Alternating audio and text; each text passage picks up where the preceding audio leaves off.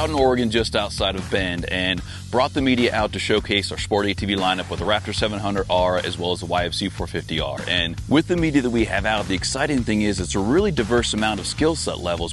I have reviewed a Raptor 700R once on my YouTube channel, TK Power Sports, but outside of that, it's mostly been 4x4 stuff, so I'm not super familiar, but that's also what makes it so exciting, because it's something a little different. I've ridden some of the bigger four-wheel drive ATVs, but I've never been on a sport quad for longer than an hour. I think it's a cool opportunity to throw a leg over something and see what they're all about. Jeff Henson's been trying to encourage me to do this. He said the worst thing that could happen is that I'll like them, so. Actually, the way I ended up in power sports media is through my ATV racing. I am still racing to this day. I own a YFZ myself. This is my deal right here. Love this stuff.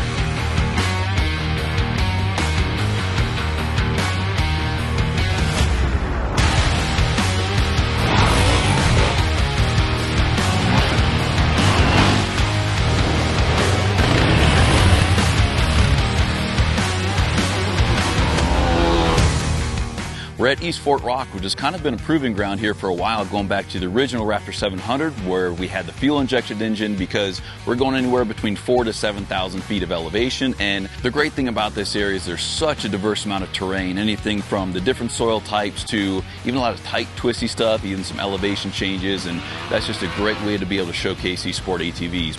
I don't want to just go on a cruise, like I want to be challenged myself. And this place was well maintained, but also technical at the same time. Coming out today, I had zero sport quad experience. This is my first time on a sport quad. I had some great instruction from Pat. He got me up to speed really quick and was able to get out on the trails like it was still in the morning. It was an amazing experience.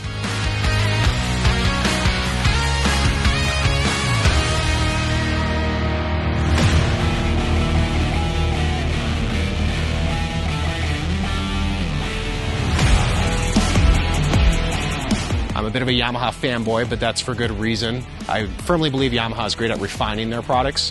They've just been polished to perfection, more or less. You know, all the sport quads are fun. I'm not biased towards any of them. I can find positives in all of them. But these machines are just as reliable as it gets. They can just take a beating. They don't let you down on a Saturday morning when you're loading up and you want to turn them on. The fact that Yamaha is still creating these machines to this day, it's the only way that we can get the thrill of riding a sport quad anyway, at least a new machine.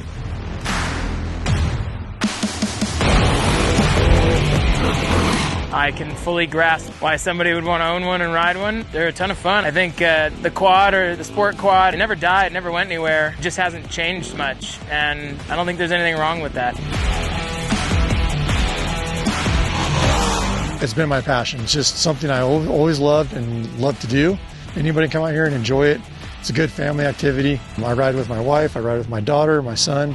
It's a good thing for everybody to come out and experience and get to see nature and explore too.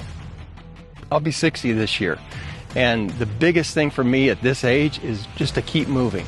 A sport quad requires you to be all over the place, hanging off the seat in the corners, and I think you become a part of the machine versus being somebody that's just driving the machine.